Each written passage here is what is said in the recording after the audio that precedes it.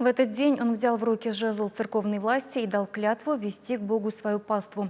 В Чебоксарско-Чувашской епархии отметили годовщину архиерейской хератонии митрополита Савватия. 16 лет назад он был архимандритом, возглавлял Чебоксарский Свято-Троицкий монастырь. В этот день в Москве, в храме Христа Спасителя, ныне покойный патриарх Алексий II рукоположил архимандрита Савватия во епископа Алатырского. Торжественное богослужение вместе с патриархом совершили 8 митрополитов и архиепископов Русской Православной Церкви. Свидетелями знаменательного события стали наша съемочная группа и многие прихожане, специально для этого приехавшие в столицу. 4 года владыка Савватий служил в Чувашии. Потом 11 лет возглавлял православие в Бурятии. В сентябре 2020 года вернулся в Чебоксары и стал главой митрополии. Впервые он отмечает памятную дату в качестве митрополита Чебоксарского и Чувашского. Праздничное богослужение владыка совершил во Введенском кафедральном соборе.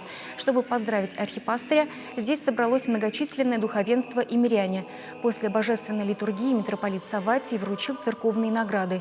Их удостоились священнослужители и прихожане. С теплым словом и признанием владыка обратился к своей пастве.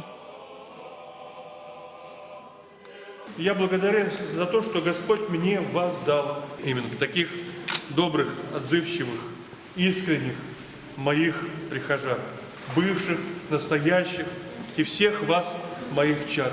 Пусть вы даже об этом не знаете, но тем не менее за всю Чувашию, за всех ее жителей, за всех крещенных православных людей я держу ответ. Пусть они даже об этом не знают, но Господь меня за каждого из вас и ваших близких будет спрашивать. Поэтому в этом отношении, когда священники говорят, что архиерейский крест нелегок, в этом отношении да. В этом отношении архиерейский крест, как ответственность, он нелегок, он тяжел и сложен.